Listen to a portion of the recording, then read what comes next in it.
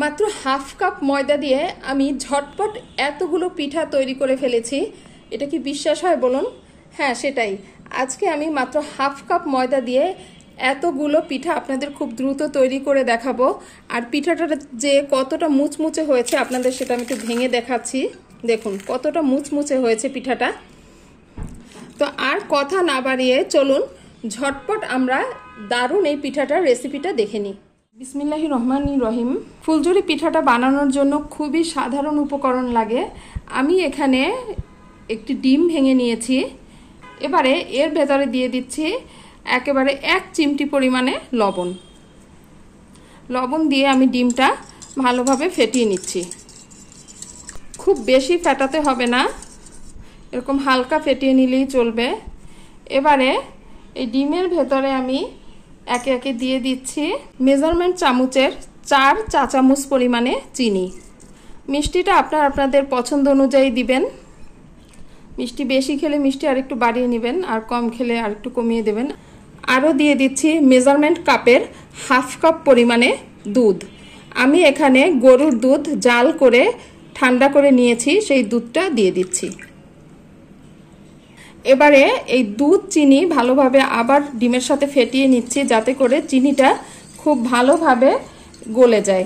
অল্প ফেটিয়ে নিতেই চিনি খুব ভালোভাবে গলে গিয়েছে, আর দুধ চিনি ডিম সব খুব ভালোভাবে মিশে গিয়েছে।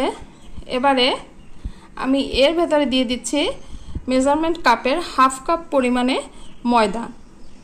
এখানে ময়দাটাই ব্যবহার করবেন, আটা দিয়ে করলে পিঠাটা কিন্তু ভালো হবে না।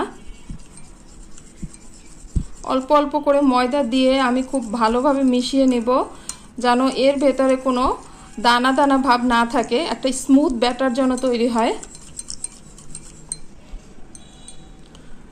এভাবে আমি অল্প অল্প করে ময়দা দিব আর এভাবে মিশাতে থাকব। দেখুন আমি ব্যাটারটা রেডি করে ফেলেছি। এখন কিন্তু এর ভেতরে কোনো রকমের কোনো লাম্পস নেই, একেবারে স্মুথ একটা ব্যাটার হয়েছে। আমি যে মেজারমেন্টটা বলেছি এই মেজারমেন্টটা দিয়ে যদি করেন তাহলে এই ব্যাটারটা যতটুকু ঘন হয়েছে ঠিক এরকমই ঘন হবে, এবং এর সাথে আর বাড়তি কিছুই মিশাতে হবে না। মিশালে কিন্তু ব্যাটারটা লিকুইড হয়ে যাবে এবং পিঠাটা ভালো হবে না। দেখতে পাচ্ছেন ব্যাটারটা কতটুকু ঘন হয়েছে। ঠিক আমার মেজারমেন্টটাই ফলো করবেন, তাহলে এরকমই একটা ব্যাটার তৈরি হবে। এবারে আমি চলে যাচ্ছি পরবর্তী স্টেপে।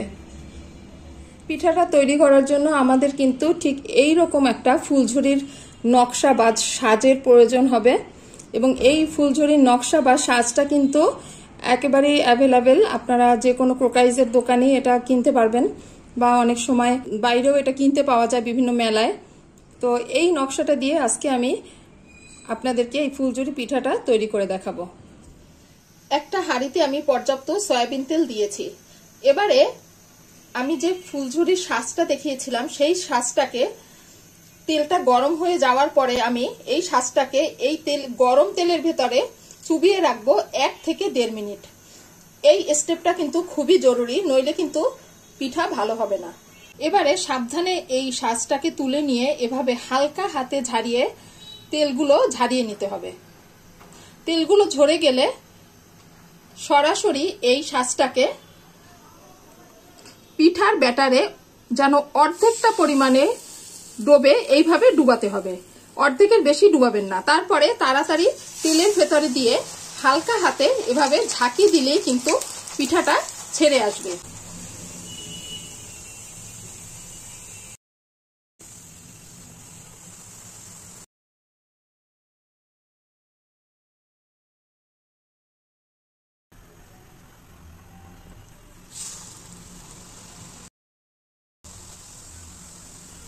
দেখলেন তো কত সুন্দরভাবে পিঠাগুলো ছেড়ে যাচ্ছে সাজ থেকে। মেইন ব্যাপারটা হচ্ছে উপকরণ, আর হচ্ছে আপনার এই সাজটা এবং তেলটা ঠিকভাবে গরম হতে হবে। আর সাজটা তেলের ভেতরে পিঠা সহ চুবানোর পরে 2-3 সেকেন্ড একটু ধরে রাখতে হবে, তারপরে ঝাঁকানি দিয়ে পিঠাটা ছাড়িয়ে নিতে হবে। একটু হালকা ব্রাউন কালার করে পিঠাটা ভেজে নিলে এটা কিন্তু অনেকক্ষণ যাবত মচমচে থাকবে। এই যে এভাবে শাঁসটাকে 2-3 সেকেন্ড ধরে রেখে তেলের ভেতরে তারপরে ঝাঁকানি দিয়ে পিঠাটা সুন্দরভাবে ছেড়ে আসবে।